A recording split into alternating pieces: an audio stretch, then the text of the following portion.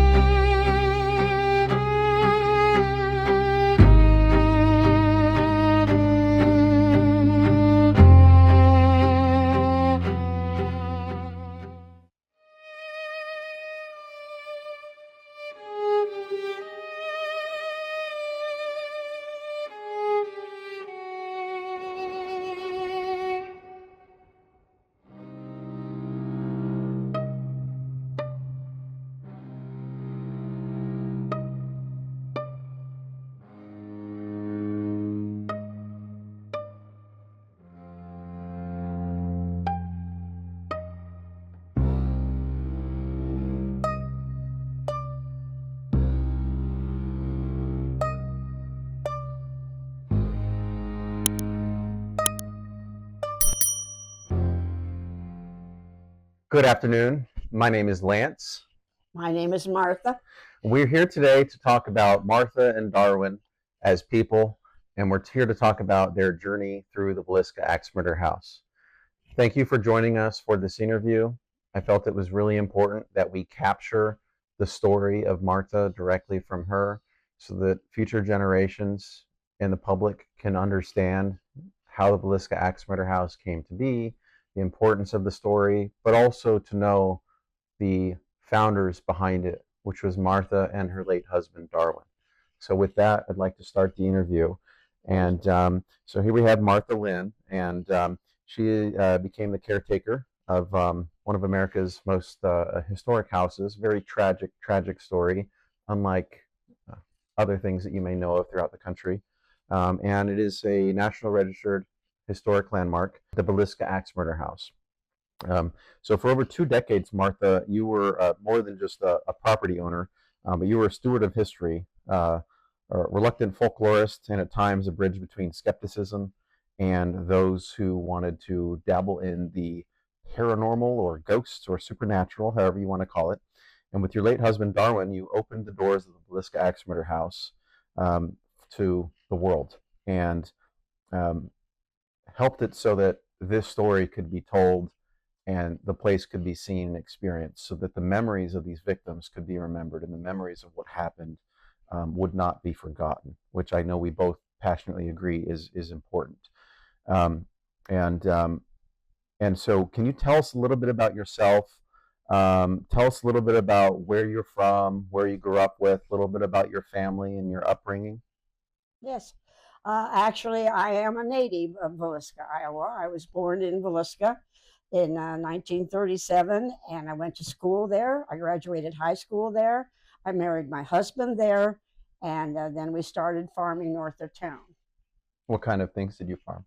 Well, we had milk cows, we had sheep, we had hogs, we had cattle, corn, beans. We were just all-around farmers. Okay. Tell me how you and Darwin met. Well, he liked to go. I liked to dance, and he didn't like to dance, but he liked to go to those kind of things, and that's how I met him. He was in the National Guard, and they always had a ball. They always had a big dance, and he was a senior when I was a sophomore, I guess. So you were high school sweethearts? No, we didn't really start dating till after I graduated. And then we got together and liked each other and fell in love. And so who asked who out? How did it start? Well, I think that he probably picked up the phone and asked me out. But not to a dance. No, not to a dance. We went to Omaha actually to a picture show. Oh. And then that is also that's when he gave me a diamond when we went to Omaha one time to a picture show. So. But he didn't give you an engagement diamond the first date. No. Okay. No, I wouldn't. I wouldn't do that.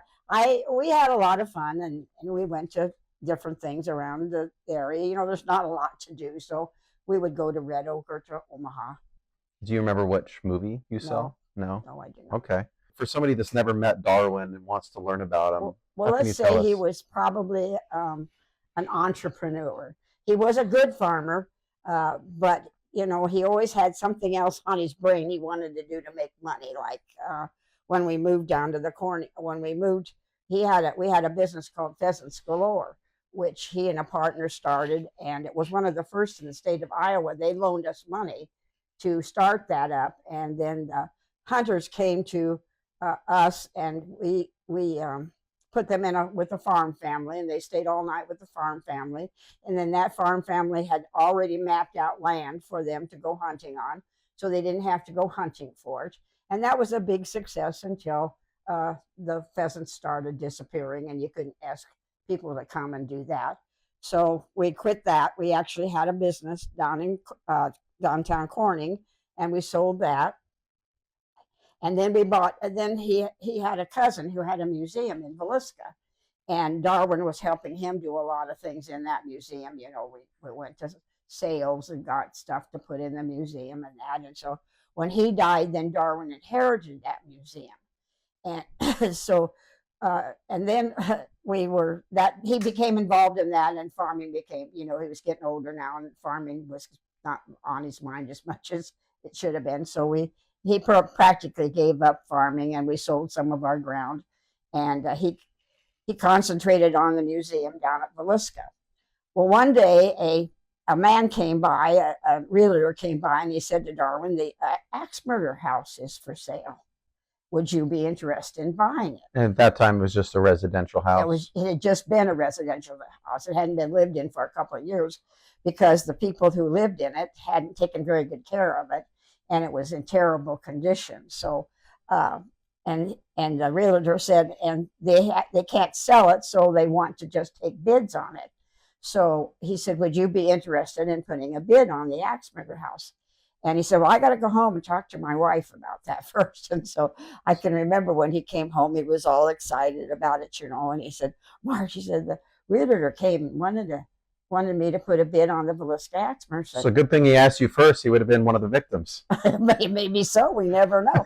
But anyway, I said, oh, God, no, Darwin, I don't want you to buy that. You know, we don't have the money to buy something like that. And it'll take a lot of, you know, fixing up and that. And he said, oh, come on. And I kind of hem-hawed and around, and I didn't really give my permission to do it, but he went back to the realtor and gave him a bid. And on Christmas Eve, the telephone rang, or it was New Year's Eve, I guess it was. Okay. The telephone rang the end of December, and it was the realtor. And he said, Darwin, guess what? You got the bid. So he didn't say anything. He didn't tell me who was on the telephone. So it went on for a couple of months, and I didn't know anything had been happening. And so he decided, because it was now February and March, it was time to start working on the house. He thought he better say something to me. And so he told me a couple of months after that we'd gotten the house. Then he started, and then he personally, with a friend or two, started tearing the house up and fixing it to what it looked like in 1912. And this was what, 1995, 1994? This was 1994 is when we purchased it. So. Okay. And so it took him a couple of years. He had some carpentry experience because his dad was a carpenter and did a lot. That's what he did for spare time when he wasn't farming, was carpentry work. So Darwin had learned that in school. He was a good at FA person, and he just he was a charmer. Everybody liked Darwin, and it was good to have him doing something like that. And so when he got the house completed, almost completed, then we opened it up for daytime tours. we just did daytime tours at first, and people would come down to the museum, and that's where they would give a donation. We didn't have a price on it then, and they would give a donation to go through the museum. My mother was the same age as Catherine was, and they went to school together in the town of Villisca. Wow. The Stillinger girls went to school out in the country, but they went to Sunday school in town. So Nancy, which would have been a direct descendant of, her dad was Robert Moore, and his dad was Roscoe Moore, and Roscoe Moore was the one that when they said they thought something had happened at the house, he was the first one that entered the house. And so Bob Moore had the drugstore. I have a picture of him down at the museum in the lobby. That army picture is a picture of Bob Moore, who is a direct descendant of the murder victim. He would be a nephew of him. So all of Villisca has known about this forever, but they just don't like to talk about it. Mm-hmm. You know, it was a terrible thing. It wasn't solved. So it always has left a mystery over Villisca. And in that respect, that's what makes people interested in it, Mm-hmm. is the mystery of it. Does it feel like a scar? Yes. Yes. Well, it was, Yeah. you know, so. And you wanted it to be you and Darwin wanted it to be a historical museum at first? I can honestly say that Darwin was a little skeptical of the paranormal. And he became, listening to people who spent the time in the house, they would tell us about what they had experienced in that. And he became more of a believer as time went on. We didn't push it as being a ghost kind of paranormal place, right? And you shouldn't. I don't think you have to. Yeah. We wanted to respect the family, absolutely, and 6 children. He would get the person that was doing it to talk about it. You talked about the history first, yes, and then if they had questions, then you tried to answer the questions. Right. I feel like there are so many places. We mentioned movies. I think today the same thing. You have the Conjuring movies, which are really popular, and they're fictional stories. But I think there's a difference between places where people were really hurt and important places in American history where things really did happen. There's a difference between that and the movies and fictional material. And I think it's okay for people to want to be entertained by real hauntings or fictional hauntings, and I think that entertainment aspect to history helps people to learn about the lessons of what happened there, the memories of the victims. And I think that's a way to make history fun, because I think that's part of a problem that we have, where traditionally how history is taught, it's very bland and boring, like you go through high school. And I think making it taught in a way that piques people's interest is really an effective way to help impart valuable lessons of American society and history on people. But I think that's two important distinctions to make between historical places where things actually happened and fictional places. And that's what makes the Villisca Axe Murder House and some other locations truly unique and special. Well, I often get the questions to me as, like, Martha, have you ever had anything happen to you in the house? That was going to be one of my questions. I will have to say that I did have an experience, and it was a profound experience for me. There was some paranormal investigators there, and they had set up a camera so that it faced into the bottom bedroom where the little Stillinger girls were murdered. So I was listening to what they were doing in that, and I thought, well, I'm going back into that bedroom, and I'm going to start talking to them. I just want to see if anything happens. So I went back into the bedroom, and I was standing at the foot of the bed, and I was telling them about my mother, how much, when that happened, how much the school kids missed them, and how much, the murders really affected everybody. And that my mother was Georgie Sparger, and she was one of the classmates of Catherine. And it all down through the years, it always said, well, I could have spent the night there, and she maybe could have spent the night all night there. But unfortunately, it was the Stillinger girls. And so I was just standing there having a conversation, and all of a sudden, this really cold spot came and landed on my arm. Not, and I just got goosebumps on this arm, up and down this arm. No place else, just on this arm. And they told me that they were watching the camera out in the kitchen, and they saw this orb come and light on my arm. I didn't see it. All I did was feel it. And, I think they came to let me know that, yes, it's okay. We're okay. And thanks for coming and talking to us. Mm-hmm. Wow. And since your mother knew one of the Moore girls, what did she think and feel? They never talked about it. They never talked about it? No, they never talked about it. It just was one of those things they did not refer to. Mm-hmm. I think it was so hurtful, and the fact that people were still living in the house. Mm-hmm. I had a friend who I grew up with across the street. We were like sisters rather than just friends. But she and her husband and family lived in the house. And when Darwin and I bought it, I asked her if they ever had anything happen.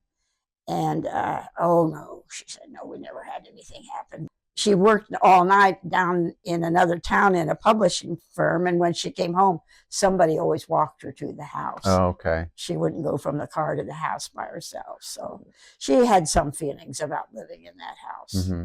And what about Darwin? Did he have any experiences that stood out to him? No, not really. He said if he did, he didn't know what he was feeling. Mm-hmm. When he was tearing the house apart and trying to put it back, and it was a mess. You can't believe how awful the inside of that house was. So. And when he had that, and who was renovating the house, what was that experience like? How long did that take? It seems like a lot of work. Well, and my understanding is it was rebuilt to be the way it was originally. So they had to remove the plumbing and electricity. Is that right? Had to remove the plumbing and the electricity. They had taken a wall and took off the front porch. He had to take that wall out, rebuild the front porch. They had taken part of the kitchen wall down and made a space through so that you could see into the living room. Well, that isn't how it was. It was just a door going into the living room. So he had to put that wall back. And then upstairs is pretty well just like it was. He had to take a closet out that they had put in the end of one of the, but otherwise it's pretty well, and the floor up there is just the original floor. So, but he had to put a new floor, and they had a one of those pigs, those pet pigs. Oh, really? And so the living room rug was crap, and so we took that up and refinished that floor. Okay. And I don't know whether that's an original floor in the living room and the front bedroom or not. Darwin put the wood planks in the kitchen. Okay. And when you opened the house, my understanding was there was some, because you talked about the town's feelings about the story and kind of not wanting to talk about it, what was the town and local reaction when they learned that you intended to open the house as a museum? Not good.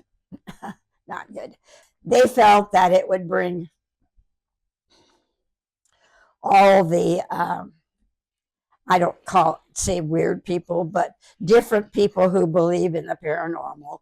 Some of them, they wear black and they have lots of tattoos and that. And, something, Lance, I found that the people who came who had tattoos on them were some of the nicest people that ever came to the Axe Murder House. Like the bikers that you mentioned. They just always were polite. They had an agenda that they were going to try to, but they were always polite to me and never gave me any problems or any trouble at all. They were probably scared of you. Well, that could be. I can get a temper tantrum if I have to. But more or less, and then we started getting teachers and lawyers and doctors and nurses, and we ended up with all professions of life that came through that house. And what was some of the voices of opposition? What did they say about why they didn't want the house to open it, and how did you overcome that? Well, they didn't want to. They felt like we were disrespecting the family. Well, I have a letter from Robert Moore. he was the son of, he would have been a nephew of Mr. Moore, the person that died, and thanked us for putting the house back and treating it, like we were treating it. And he thanked us. Mm-hmm. And I had my friend Nancy, who died in a car accident. Her daughter came and said to thanked us for putting the house back and kind of remembering the family. Those people thought it was remembrance. They didn't think of it as being anything horrible. But there was just that element of people in town who, the Rundles had come to make their documentary, and they influenced the mayor and the newspaper lady and that to think that was not a good thing to open it up and have it be Mm-hmm. have people come that could investigate it. They didn't like that. And we had a radio program from Omaha that wanted to come, and they were going to have people come and spend the night, and then they would take off one person every night that didn't want to stay in the house. And the last one that stayed, they were going to send them to the Country Music Awards show in Nashville. And so when that happened, oh my goodness, that was because the radio station had kind of weird music on it, and that's when they actually wrote a couple of letters in the Villisca Review and kind of walked outside the front of the house, and they didn't want those people to come at all. But it was publicity for us. It was good publicity. Right. The people wrote in to the radio station, and they were drawn out for the ones that got to come down and stay, and they brought them down and in a limousine, and and it was just kind of a fun thing to do. Right. And then one of them ended up getting to go to the CMA Awards in Nashville, Tennessee. So. Okay. All right. But some of the people in Villisca weren't very happy about it. But they have come to realize that, those people go to the restaurants and they eat their breakfast or they eat supper. They go out to Casey's and they get gas, and they're polite people, and they spend money that way. And if there was something in Villisca to spend money on, they'd probably spend more money. But there's not much there. So. Yeah, and I always think owning the Lizzie Borden house, to me, which just saying the name to me, the suspect, of course, was Lizzie Borden. And I personally think that once you look at all the information, there's no way she is 100% innocent. Even if she didn't commit the murders, she knew about it or she was an accomplice. But to me, even the name of the house is her name. It's not the victims of the house. It's not, Andrew Borden or his wife. It's Lizzie Borden. And she's the focal point. And I feel that too often in history, it's so easy to focus on the act or the perpetrator of the act rather than remembrance of the victims. I mean, these were people whose lives were taken short, tragically, cowardly murdered. I mean, the Moores and Stillingers in their sleep, children. I mean, horrific. The Lizzie Borden house, killed in the manner that they were. Andrew Borden killed trying to take a nap on a couch, from behind.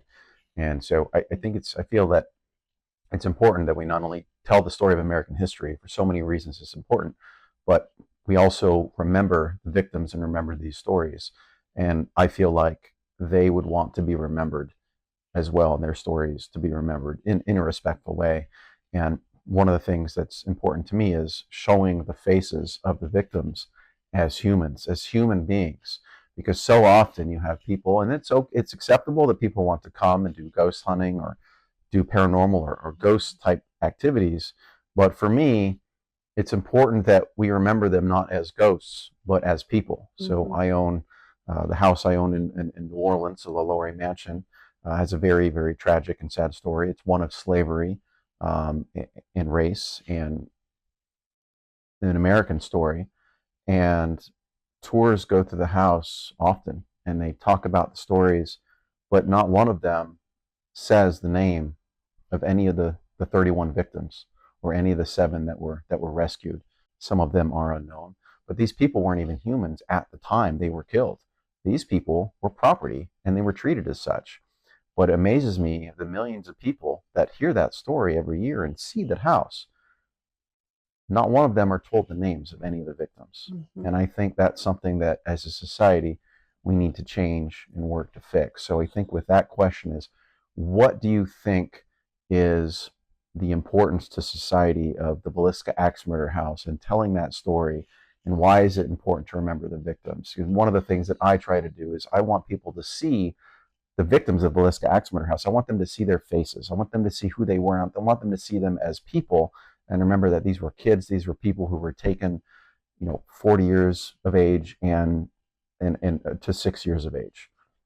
Well, maybe we made a mistake. I don't know. At first, when we started opening up the house, we called the Josiah Moore House, the Joe Moore House.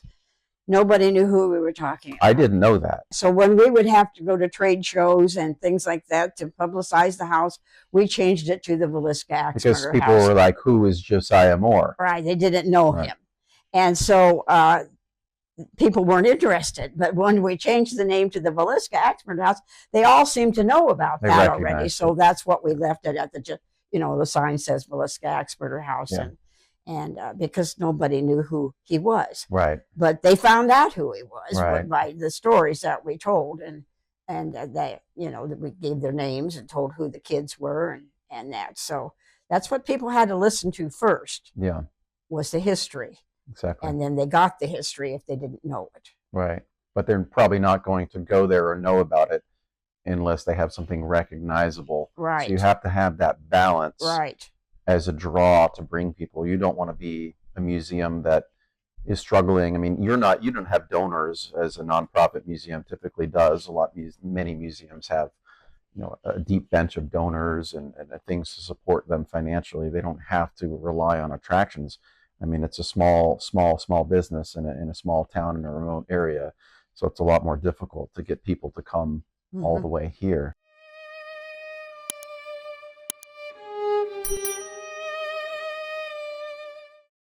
So tell us about what do you think of the story of the Villisca Axe Murder House? Who do you think committed the crime and why? Can you tell us about your opinions of the story of the tragedy? Well, just the other day when I stopped by the house just to see how things looked, I hadn't seen it for a while. There was 4 people out. They were going to spend the night there that night. Mm-hmm. So of course I had to get my storybook out. Yeah. And so I have an opinion. I really do, Lance, and I don't know whether you would agree with it or not, but I do not think Reverend Kelly I don't think he committed the crime. I don't know who committed the crime. I don't know whether it was the man from the train. I don't know whether it was somebody that Mr. Jones hired. I don't know. But here's why I don't think Reverend Kelly did it. I think he was a coward, number one. I think he was a mealy-mouthed pervert. Even though he was a minister, he was a peeping Tom. He once advertised for a secretary, but she had to come in the nude. I mean, that's how perverted he was. And he was a little man. He wasn't very big. And so here's what I think happened. I think he went to the Sunday school program because that's what he was in Villisca for. He was a traveling minister, and so they had come to see the Sunday school program, and he'd seen the little girls. And so he said, oh, this is an opportunity. I'll wait till they all go to bed, and then I'll go sneak up and see if I can see anything. Well, there is a bedroom window right down at the level of where you can look right in the window. Mm-hmm. So I think that he came after the crime was committed. I think he came and peeped into the window on the lower level and saw something that looked kind of amiss. So he went and tried the door and it was unlocked. So he went in. And being a minister, I think it was he who covered the heads with cloths and pieces of, clothing. But the thing of it was, Lance, that clothing did not stick to the bodies. It was not stuck to the bodies when Mr. Moore came the next morning. And if he had done the crime and then put that fabric on their faces, that would have stuck to their faces. You know that. I mean, the blood would have soaked through and stuck to the clothing. So, and then when he got doing that, he probably got some blood on him, got some. And so I think that's how he got the blood on his clothes. I think that's how he knew about it when he rode the train back to Macedonia the next day. He talked about it on the train. Nobody else knew about it yet, because it hadn't been discovered yet. Mm-hmm. And so he knew about it because he was in the house. But I don't think he had the courage to kill 8 people with an axe. Mm-hmm. I just don't think he had the. He wanted the publicity. That's why when he had the trial, he said, I can't remember what the words was that he said, but that God told him to do it or something, Mm-hmm. But I think that was just a ploy. I think it was just to get publicity. Mm-hmm. And so that's my theory. Now, I might be all wrong, but to me, it seems like a more logical theory than saying somebody gets off the train, walks 3 blocks, and comes to the Moore's house. There was a book called From the Man on the Train. Man on the Train book, yes. And a lot of people think that he did it. Well, he would have had to walk 3 or 4 blocks, and then turned a corner or whatever, and had the Moore house in mind. If he knew about the Moore house, maybe that's what happened. I don't know. But why didn't he pick a house between the depot and the Moore house? Right. If he was just there to commit murders, Right. So that's why I don't think that one's true. And I just there's some other theories, but I just think that Mr. Moore hired somebody, and because he wanted to get rid of Mr. Moore because Mr. Moore was having an affair with his daughter-in-law, and he didn't like that. He wanted to be governor. He wanted to be governor of the state of Iowa, and he had been an Iowa state senator, and he wanted to be governor, and he didn't want any, scandals attached to his name. So he's going to get rid of Moore, and his daughter-in-law would just have to, Mm-hmm. So you think he hired somebody? Yes, I think. But why the children? Because if it had been somebody that was from the town of Villisca, the children might have recognized them. Oh, okay. Woke up. Because I think the children woke up. I think especially the Moore girls, because she had a defensive wound on her arm, like she had saw the axe coming and put her hand up to.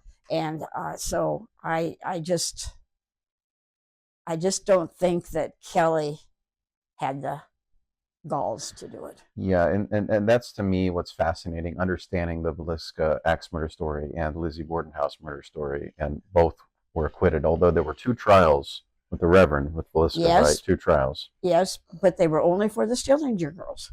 Okay. They were never for the Moore family.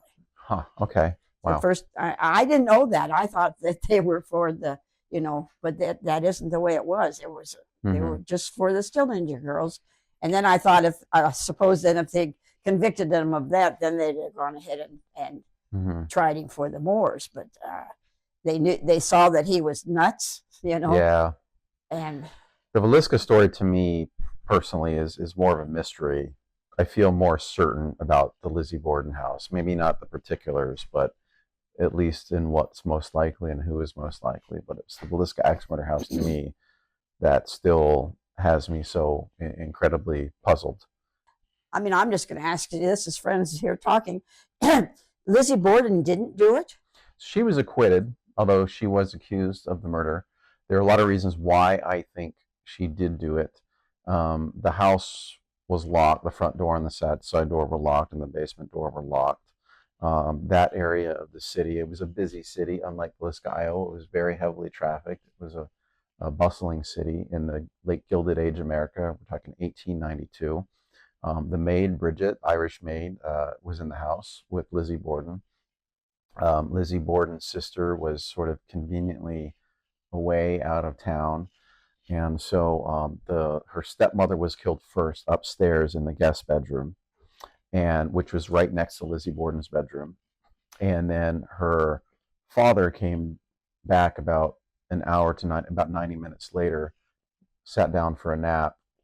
He was killed from behind while Bridget was apparently taking a nap upstairs in the attic. Lizzie Borden's alibi changed several times. She said she was eating pears. She said she was getting sinkers for going fishing. She said she was reading a Harper's Magazine. The way she reacted to the murders, it was very, very sort of stoic, as if she didn't seem to have an emotional reaction for her father being killed and seeing what she saw. To me, that made quite an impression. And then also there was the question of motive. There was a history of conflict with her and her stepmother. I think she came back from her trip to Europe a few years later, and she wanted more freedom and independence. She was 31 at the time, and and she felt like what should have been hers was going to somebody else. And her father had bought a house for her new stepmother's, a relative of her new stepmother, and the sisters felt like he's taking care of people that aren't his own blood, and they're not being taken care of as much, even though I feel like he gave them an allowance. He was generous to them. They were both unmarried. So nobody knows who did it for sure, but we also know that Lizzie Borden destroyed evidence. So she burned a dress in the fire and then fainted ignorance. So there are a lot of things that add up that don't make sense. Andrew Borden was very wealthy, and when he died, all the money went to Lizzie Borden's sister. And then when she got the inheritance, she split the inheritance down the middle with Lizzie Borden. And so, for so many reasons, whether there were accomplices involved, or she was a facilitator involved, or she did it with somebody else, nobody will never know. But I do not think at all that she was innocent, from my perspective. So there are a lot of different stories on. For me, it's a story of the criminal justice system and why somebody has to be proven guilty beyond a reasonable doubt before they're ultimately sentenced to death. Because if she was deemed to be guilty, they would have killed her. But she was also judged by a jury of 12 men, and also the men in the jury and generally the public felt that there's no way a woman could commit such an atrocity, which I find unusual, because you had a warrior woman leader of the Celts in England, today's United Kingdom, who fought against the Romans, Boudica. And so we have a history of women warriors, women who volunteered to fight and disguise themselves as men, whether it was Revolutionary War, Civil War. So I find it interesting that in society we can forget the lessons of history, and it's easy to judge somebody based on their sex or race or a number of other different factors. But we forget that we're all human. We're all capable inside of good and evil. Um, but but to me, the Villisca story is more perplexing and mysterious than the Lizzie Borden story. The time period was not good either, because the town of Villisca only had two telephone systems. They had a long distance telephone system, and then they had the local telephone system. And so when the murders were discovered, the people got on their phones, and the police, by the time they got over there from Red Oak, and they had to go uptown to the city hall and call the Red Oak Police Department, and they had to come to Villisca, and they didn't cordon anything off like they do today. There had already been people go through the house. Yes. And they would have destroyed any evidence that might have been there. There was a gentleman there with a camera. He thought he was going to take some pictures, and he did. But Mr. Roscoe Moore was standing outside when he came out of the house. He grabbed his camera and destroyed it. Wow. So there was actually, the police didn't take pictures like they do today. So we don't know. I've seen a picture from the Rundles of the bedroom on the inside, but there wasn't any people in the beds. I mean, it was just what the bedroom looked like at that period of time. Where they got it, I don't know. With Lizzie Borden house is the first crime scene photos taken in America. Oh. The first in the world after the Jack the Ripper murders. Okay. And I think and being publicized in mass media was one of the things that made it very well known. And I know the Villisca case, that pushed the Titanic off the front page. Is that right? No, that is not right. And you have down at the museum, I hope they didn't destroy it, because somebody sent me the page of that New York Times magazine where the article was. And it wasn't on the front page. It was on page 32. Oh, okay. That story just got started. A lot of misinformation. Got started. But it was in the New York Times magazine. the day after the crime happened. Okay. And you wonder how they got it so fast. Right. But there is an article, and you have it down there. It's a newspaper article that somebody sent me, and he sent me all framed like it came. Yes. And it's down there somewhere. Yep. And so it was on page 32. Okay. Interesting. So now tell us about the murder weapon, the axe, and tell us the story of what happened with the axe. Well, this is and where it is today, and how it got to be where it is today. To my knowledge, after the little minister wasn't convicted of the crime, you know, and that the weapon was in the courthouse, and a judge decided to take it home. I don't know why he decided to take it home, because I wasn't born yet. So, you know, but he took it home. And then there's a doctor, Eugene Epperly, who has studied the axe murder houses for a number of years. His wife even bought him plates that say Axeman on them. But anyway, he found out where the axe was. He found out where the little minister, where the judge lived, and the judge had passed away. And he went down to ask the wife of the judge what she wanted, what she was going to do with the axe. And what year was this? I don't know. Okay. I don't know. Probably 50s or whatever, you know, 40s or 50s, probably in the 50s, actually, 50s or 60s. Because I don't know how long Epperly, I don't know how long the judge had it, probably from the, you know, when the crimes were over with, and the axe was laying around, and he didn't want it laying around, so he took it home with him. But anyway, I don't know the years on that, Lance. I'm sorry. But anyway, Dr. Epperly then brought the axe down to Villisca, and had a newspaper article somewhere on it, and I can't find it, that he gave that axe to the town of Villisca. And they had it in a showcase in the city hall.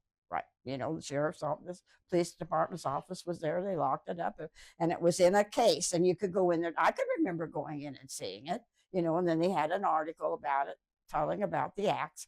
And that axe was there for a long time. And what time period around was this? Well, see, I was born in 37, probably the 40s. Okay. 40s and 50s and 60s and 70s, you know. It was there a long time. Wow. As long as I can remember anyway. Maybe I saw it when I was in high school. I don't know.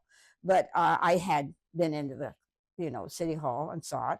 And the Rundles then did this documentary. And they asked the town of Villisca if they could take the axe with them when they showed it to colleges and different cities and things around their documentary around. No, I sorry to interrupt you, but don't you find that odd that you had people oppose opening the museum to show that, while at the same time, for decades, the murder weapon, the focus is on the murder weapon on public display in City Hall, no photos of the victims, no honoring the victims, just the murder weapon on display, honoring the murder weapon. But then when you tried to do something honorable and open the museum, you have people kind of attack that. Well, I don't fully blame it on the Rundles, but I do kind of blame it on the Rundles. I think they got people, you know, they got the mayor on their side, they got the editor of the paper on their side, and some things like that. And I don't know what they talked to them about. When they were making their documentary, we were redoing the house. We let them in and do measurements of the house and take pictures of it. Any pictures. You're helping their documentary. You're not hindering it. It's no business to them. No. It doesn't hurt their day. If anything, it would help their documentary. Right. Darwin took them, you know, let them use the old car and go down to the river where a lady was supposed to have been or something, I don't know, but he gave it, and the house that they actually were staying in was my grandma and grandpa's house. Okay. And so it was familiar to me. But anyway, Darwin helped them every time they wanted something. He gave them help. But then they came back with this, well, don't do anything with the house until we get the documentary. Well, you know, that wasn't going to be the way it was. Not their house, No. And if people wanted to see it, that's what we were doing it for. We were opening it up as a tourist attraction. We had the museum, and we thought it would be a nice addition to the museum, and they could come to the museum and see things, and then they could go down and visit the Right. Axe Murder House. So it was just that was why Darwin decided to buy it and fix it up, because he had two things there that he thought would bring people to Villisca. Okay. And it did. And there's not one thing that I can truthfully say that the town of Villisca did to help us. Mm-hmm. I'm sorry. They offered no money. They offered no help from people. We had an accident. The lady had a boot on her foot, and she was coming down to the stop sign. And when she went to put her foot on the stop sign, she got her foot caught between the foot feet and the brake, and it swerved, and she swerved out, and she came right into the front of the museum and broke the window. Not only one person came to help us. Mm. And the lady's brother, he's been somebody that had talked against us all this time, you know. Right. And then her sister runs into, we didn't sue him. We should have sued her because it was her fault. She didn't pay to fix it up? Oh, hell no. Excuse my language, man. but I'm sorry. No, absolutely. And we had a nice wall of kind of place where you could sit. It was rock in front of the window, big bay window. And so it was just one of those things. Not anybody, there's just hardly was a time until some of the girls in City Hall and that, they decided they were going to come to the Axe Murder House and spend the night. Had a great time. That kind of turned things around. Great. Yeah, and it's much better today. And so we're going back to City Hall. The Axe was at City Hall. What point did the Axe leave City Hall, and where did it go? When the Rundles took it on their trips to show their documentary, they took the Axe with them. Well, then when they got all done doing that, they told the mayor they didn't think that Axe was safe in Villisca anymore because it had all that publicity when they took it out on that. They just felt it was like safe enough to use it for their own aims. Oh, yeah, and I don't know how protected it was while they were there showing their documentary. But then your house being open was not okay. But then them taking the murder weapon and parading it around that was fine. Okay. Yeah. And so then when they got through with all that, and like I say, then they came back and they told the mayor they didn't think it was safe there. So the so-called historical society, which there really isn't any in Villisca, not an organized one anyway, decided then that they would see if the historical building in Des Moines would take it. And as far as I thought, that's where it was. And Epperly, every time he gave a speech or something or talked about the Axe Murder House, then he took it with him too. He went there and got it and took it because it became and then they just left it there. Mm-hmm. And to see it, I was told that they actually had to call the Historical Society in Villisca to see if they could show the axe at the historical building. In Des Moines. In Des Moines. Okay. So. And then it made its way from Des Moines to where it is today? I don't know how that happened. I don't know the story of how. Darwin tried so hard to get it at least to Montgomery County's museum. And the Historical Society said that, well, they had to talk to Dr. Epperly. Well, it wasn't Dr. Epperly's axe anymore. He gave it to the city. But anyway, so something must have happened that I didn't hear about. I don't know how it got to the museum in Villisca. Apparently it wasn't the judge's axe to begin with. It was still evidence, and it was taken and then passed around. So that's an interesting story. Yeah. Like, I don't know whether anybody like guarded it while they were at these colleges giving, showing their documentary and that. I don't know. Have you ever seen their documentary? No, I've not. Well, it's a good documentary. I'll watch it. What is the Villisca Axe Murder House to you? Why is it important to you personally, and what importance do you think it has to the public and society in general? It's important to me because Darwin and I took it from nothing and built it up to something that people wanted to see. And you would be surprised how many compliments we had from people who came to see it and thanked us for putting it back so they could study it. I'm not a paranormal person. I don't really Neither am I. like horror movies, particularly, So, but it was something that Darwin felt needed to be done. It needed to be saved. It needed to be preserved. It was a piece of Villisca history, Yeah. even though people in Villisca didn't seem to think that. They didn't want it. They didn't want Villisca's name known, but it's known everywhere, and it was before. Mm-hmm. Darwin can remember when he was in high school, and he was at track, and they had the Drake relays in Des Moines, which is a big deal. Track teams, because winners come all the way over and run and do things, and they have a parade. And so Darwin had his Villisca Blue Jay jacket on, and he was going down the street, and somebody yelled out, "Oh, those guys are from Villisca, where the axe murder." Now, this is when he was still in high school. Yeah. Right. People recognize the Right. name Villisca. Right. And it's the only Villisca that we can find in the world. So I don't know. But anyway, Villisca was an Indian name. Oh, okay. What was the meaning? Peaceful valley between two rivers. And what tribe? The Iowa Indians. Okay.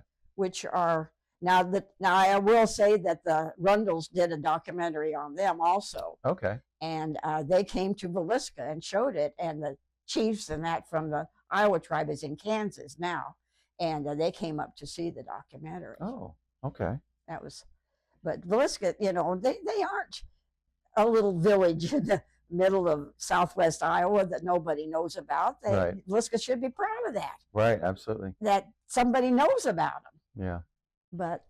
And what do you want visitors to take away from visiting the house, learning its story, and why do you think it's important to tell these types of stories? Well, because it was a tragedy.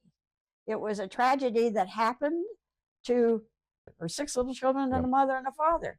And, it was a tragedy what happened to them. And the fact that there was no ending to it, because the mystery was never solved. The crime was never solved. Mm-hmm. It's an unsolved mystery. And so it leaves that hanging out there, So nobody, I think, is ever going to solve it, but they have a good time trying. When I first visited, you took me to the cemetery and showed me the graves of the victims, and at the Villisca Cemetery, and told me about the possible suspects. And you talked about who you don't think committed the crime. But how do you think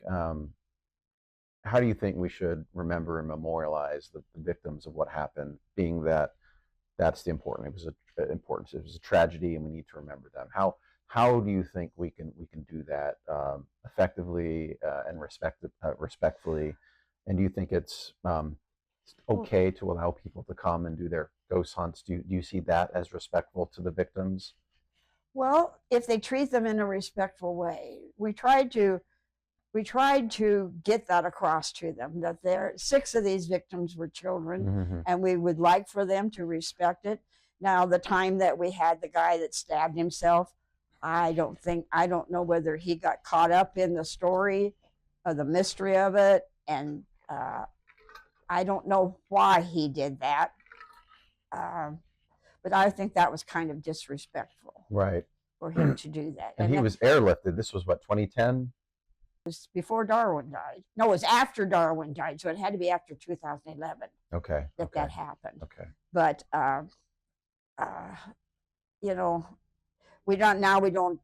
we see anything on a person that looks, because he had a knife in his belt, and Johnny just didn't think to say, "No, we don't want you to take that in the house." Right. And they airlifted him. Is that right? They had to airlift him to Omaha. Stabbed himself in the leg. No. Oh, wow. In the gut. He could have killed himself. Yeah. Okay. I mean, I had reporters calling me, and I said, "No, I'm not going to tell you anything about it. If you want to, I want to respect him. His, what happened to him is not something that should have happened, but I don't have the right to tell his story." Right. And so I wouldn't talk about it. So did you, so as long as they're respectful, they remember their memory and what happened. And have you ever felt conflicted in any way when planning the museum with Darwin, or in anything that happened in any regard? No, because Darwin was so swept up in it, you had to go along with him. He was one of those people that just could take you on the ride too. So he was very enthusiastic about the museum.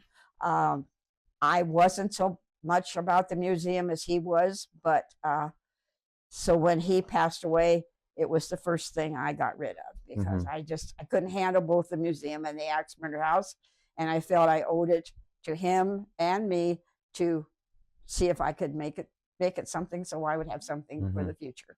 Did the Axe Murder House ever take a toll on you emotionally, physically, in any other way, Well, or between you and Darwin? Or what was the experience? the thing about the Axe Murder House is that I enjoyed the people that came there. I booked them personally. I talked to them on the telephone. I booked everybody that ever came through the doors. I had a conversation with them. I told them what they were going to, that we expected them to be respectful, and so I always had a conversation. And then I wasn't always there when they came. My manager did most of that for me. There were times when I would go upstairs, to clean, and I kind of would get a tear in my eye. You can't help it when you know that that's where children were, so it gets a little emotional. Absolutely, and it's also a place that meant a lot to Darwin as well. I mean, That's right. Imagine, would you say that working on that house brought you two closer together? Did it enhance your relationship? Oh, we were we were okay. You were already okay, but it didn't. No, but doing it together, yes, probably did bring us. We had a common goal to make it worth something, to make it so that people would enjoy coming to see it. So I had a lot of input about what we put in it and how we painted it, or how we, that was kind of my input to the house. His was carpentering it and getting it back to what it actually looked like. And then I helped, but he bought some of the furniture too, but some of it we actually had used in our house, in our home, like that big oak bed that was in the mother and father's room, that broke down. Yeah, right. I mean, it was old. And Darwin bought that on a sale and paid $7 for that and a dresser. Wow, can't get that today. So, that bed was used by my daughters, and when they were through with it and had to buy a new bed, then we took that bed down there, and we tried to, furnish it like we thought maybe the Moores would have liked it. And what's your favorite thing about owning the house? Do you have a favorite? The people. The people. Do you have any favorite memory in particular that you're most fond of? Well, I suppose the night that I had the experience. Okay. And what about most frustrating or negative or thing you didn't like about that kind of annoyed you? Well, I didn't like the attitude of the people in Villisca. Annoyed me a great deal. When they were really going against your opening? Yeah. When we were getting started, the fact that they didn't seem to think they could offer any help, or it was frustrating. I was a Villisca girl. My dad had a business in Villisca. I was part of Villisca. Yeah. And I just thought they could have been a little more receptive. It's not easy doing something new, and that's really challenging. You become a target, and you have to stand up to do something new, especially if you're doing something good. No good deed comes unpunished, and it took a lot of courage for you and Darwin to do what you did. Did it alienate any friends that you had, or did your friends stay friends? My friends stayed friends, yes. That's how you know they're good friends. And the people I worked with, they supported me in Corning here. And they've realized, that it gave me a little extra income to do some. I'm not a traveler. I haven't traveled, but I did get to take a trip with Darwin to Europe when our movie. Right. 2008, right? And we took a trip to Europe, and that was fun. Yeah. And that was because of the house. You went to Vienna, right? 2008, yes. Yeah. Yes. Okay. And that was a good time. So you could call that a good memory. I like that. And, so 100 years from now, people looking back, maybe watching this video, maybe thinking about the Villisca Axe Murder House, how do you want you and Darwin to be remembered? What do you want your legacy to be? And what message would you have for them if they were watching this now? Well, I would just like them to know that Darwin was a hard worker and that he put his heart and his soul in everything he did. He loved Villisca too. He graduated from Villisca High School, and we put that together to preserve history. We didn't do it to make a lot of money, because there were ways we could have made more money than we did. Right. You know that. Yeah. And but I always made a lot of money. I had no bills, paid up everything, kept everything paid up, and so it supported me here. It helped to support me here at home. And I just want people to know that as long as it stays there, it's just a part of Villisca's history and should be appreciated for that fact. And that's why one of the reasons I wanted to do this video is I wanted them to know 100 years from now, and the people that are here today and everybody in between, I want them to know about Darwin. I want them to know about you. I want them to know about your connection with Darwin, and that house wouldn't be there without you today. No, it would have been torn down. That's important to capture that. There's a lot. I wish, when I spoke to you on the phone, I told you you sounded just like my grandma at the time, and I came to visit you in the summer 2022, and and talking to you, I decided right after to go to California and see my grandmother, and then about 6 weeks after I saw her, she passed away at 83, and you are 88 now, and you're in. She had, unfortunately, dementia. You're in sound mind. You have a strong spirit, strong beliefs. Martha's had a great head on her shoulder. She's a good person. And I've really gotten to know her. And so I felt like I've gained a grandmother. And I know we've talked about that before. And I'm just happy to meet you and hear your stories. And and I know you had the chance to sell to many other people. And some of them, I didn't know this until recently, but offered to even, pay you more. And I guess, why did you choose to sell it to this guy? Well, because at the time that you came, see that blanket right there? Yes. Oh, that's right. I forgot about this. Yes.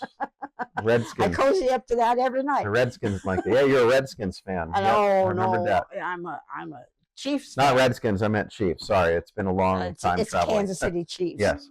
Anyway, I don't know, Lance. You told me that you believed in the historical value of things, and that's what I believed in also. And your beliefs seem to be coinciding with mine, and we've had a few little trivial things between us, but I think we've settled them, and you're doing good now, and the house seems to be going good. And if you and I could go down and look at the inside of it, I'd tell you what I thought about it.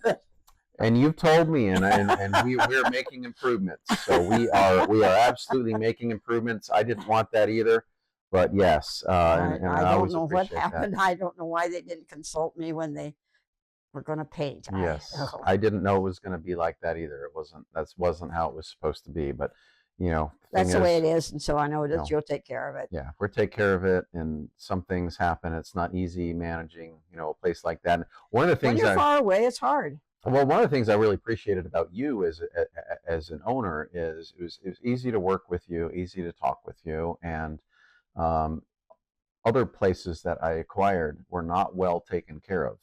You invested in a metal roof for your properties. You had taken good care of that, and some people would have waited until after they sold it to actually make that investment. But you told me, this is my house. This is important. I'm going to take care of that now. If I sell it to somebody, I want to sell it to them in good condition. And I inherited places with all sorts of issues, health and safety issues for employees that I found out after the fact and fixed immediately. So of the 3 places so far that I've been involved in, yours was you had the best mindset and place that was most well taken care of.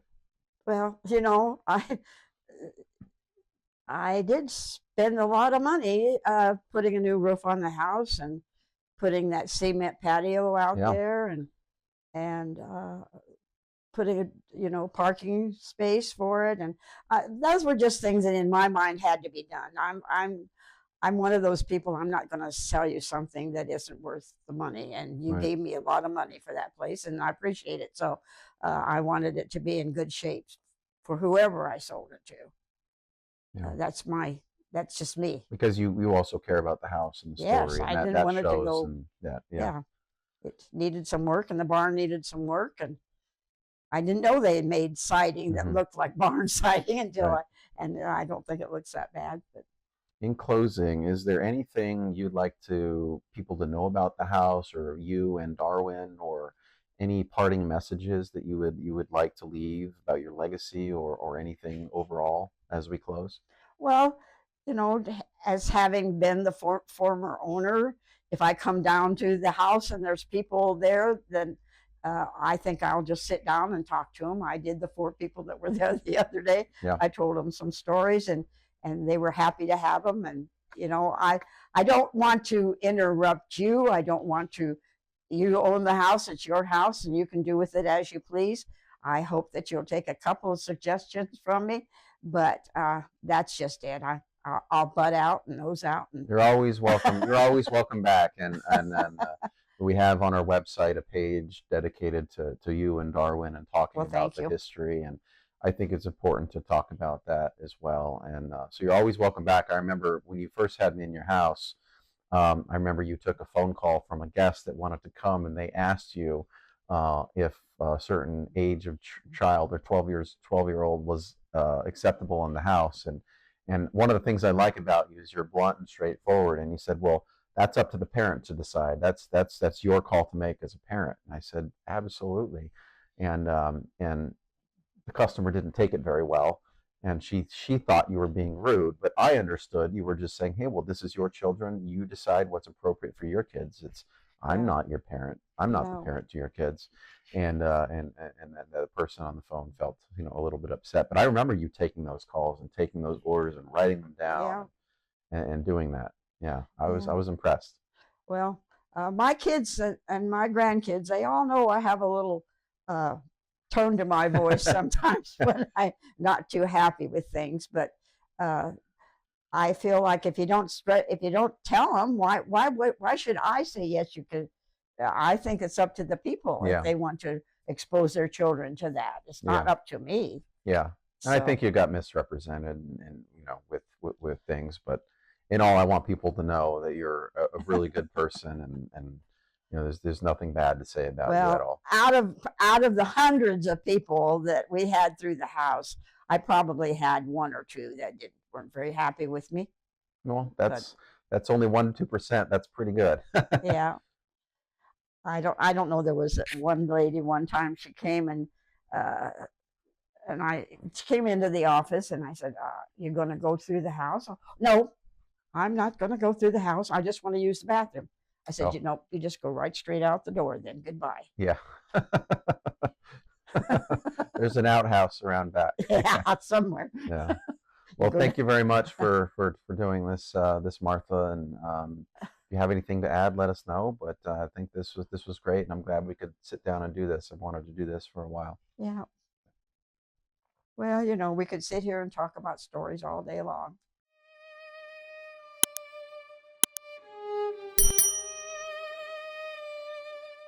And one of the reasons we're doing this too is to talk about stories that maybe people don't know about, so that they're not lost to history. And one of the stories I'd like for you to share with us is the story of the wrong house. Okay. There was a young man in Villisca, and he went to Oklahoma. And when he went to Oklahoma, he married an Indian girl. And while he was down there, it was kind of the old time, like an old time Western type. And they were kidding him about like Legend of the Falls. Have you seen Legend of the Falls? Yeah. Yeah. And they were kidding him about being married to an Indian squaw, and so he got in a fight, and somebody shot him, and they shot him dead. So they brought his body back to Villisca to bury it. And of course, his wife wanted to come back and go to the funeral and probably stay the night somewhere in Villisca. And Villisca said, no, you can't come, because we don't let dark people spend the night in Villisca. And anyway, so they gave in and said, well, if you come, you can go to the funeral, but you got to get on the train right away and don't spend the night. So she did that. So the story is that she might have gone home back to her tribe and told how bad she was treated in the town of Villisca, the people in Villisca. So now this is kind of like, did it happen or didn't it happen? But the newspaper man said it did. Anyway, that they sent somebody back to Villisca to take care of the Beavers family. That was his name was Beavers. Well, they told him how to go, and they told him the point to go to, and you go 7 houses one direction, and that would be the Beavers. But he went 7 houses the other direction and killed the Moors. And what did the Beavers do? That was the family of the young man who was killed. Okay. Their name was Beavers. And so it was revenge? So there was a point. Potentially? Yeah, there was a point in Villisca where they told this person to go so many houses to the left and so many, but he turned the wrong direction, and it was 7 houses to the Moors.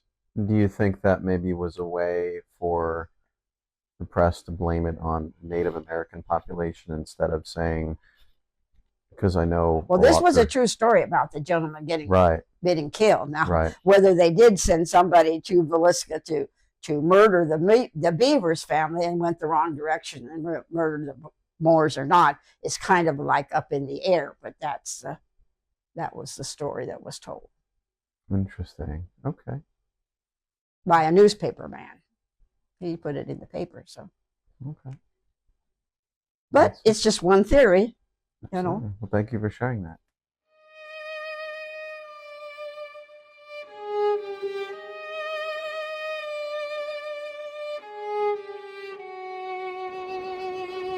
So here's the pheasant hunting group. So where's the Major League Baseball player, you said? Right here. Who's that? Played for the Minnesota. Anyway, played for Brewers? He played for the Twins? When New York had 2 teams. The Mets? He played for the Mets. Okay. And Vern is right there. Right there. Believe. Okay. I Yeah. can't see it very good. Yeah, that looks like him. And show us Darwin. Over here. So Darwin is here. Darwin is right there. Yeah. And then you. I'm not in it. You're not in it. Well. You were taking a picture. I didn't make it to that. Well, I sat on Vern Gagne. I have a picture sitting on Vern Gagne's lap. I got to go with him. Where's that picture? Oh, I don't know. It's hidden. Tell us about Vern Gagne, the wrestler. He was a champion college wrestler, and then he went in. He was one of the first TV wrestlers, and he invented the sleeper hold. He came to our Pheasants Galore because he and a buddy in Minnesota wanted to start a sort of a pheasant hunting deal in Minnesota. So they came down here, and Darwin got them some pheasants, and they went out and shot pheasants and made a video so that they could start in Minnesota, could start their hunting club. And then when he got older and he was in a nursing home, he put the sleeper hold on somebody in the nursing home, and that person died. And he was never charged with anything because I read about that. He had dementia. dementia. That was sad. Yeah. So he was a well-known wrestler, known as the king of the sleeper hold. Mm-hmm. And tell us more about Darwin. I think you said he was also on the board of the Johnny Carson Museum House. Yeah. Johnny Carson was born in Corning, Iowa, and the house that he lived in became available, and the committee bought it and put it back to what it looked like when Johnny Carson and Darwin was on the original board. Okay, and he was also in the he was American a commander Legion. of the American Legion for several years, and when he was the commander, they put up a memorial in the park. They had flags flying all the time. I mean, for special occasions. They had programs at school. He got them to start having programs at school on Veterans Day. He did a lot, and he was on the board of the Future Farmers of America. He was a member. He was the state vice president of the FFA when he was in school. Oh. I'm glad we got more information about Darwin. He was an entrepreneur. I also heard he was funny. He's very funny. He's a jokester. Is that what attracted you to him? Was his humor? No, it was his good looks. His good looks, just all the looks. Yeah, He was sexy. Okay. No, he was just a good person. Oh, thank you, Martha. Anyway. And that's a tuberous begonia. It's just been beautiful this year. And what are these? That's a begonia. That's a coleus. And what are those? Coleus. They're both coleus? Well, they're all. There's 1, 2, 3, 4, 5 different varieties there. Do you know the name of that one? No, hon, I don't. Oh, wow. I was talking, and they were talking about the point where there might be ghosts in it. And I said to Darwin something about, well, you need to really tell him the whole story. Mm-hmm. And I dropped my coffee on purpose. That's what I was supposed to do. Well, it broke into about 4 pieces, and stuff went on my wallpaper, and they didn't get it filmed. Oh. Had to do it again, so I had to try and pull that broken coffee. Your Oscar moment was stolen from you. They couldn't give you a new cup. Like, Yeah. they put the cup back together. Oh, it was funny. That's We had that cup down in the showcase down at the museum. Yeah. You should watch the whole thing. I will. It isn't. You know, I'm not saying it's an A-grade movie. No, it's not. But it does have some stuff in it that you might find interesting.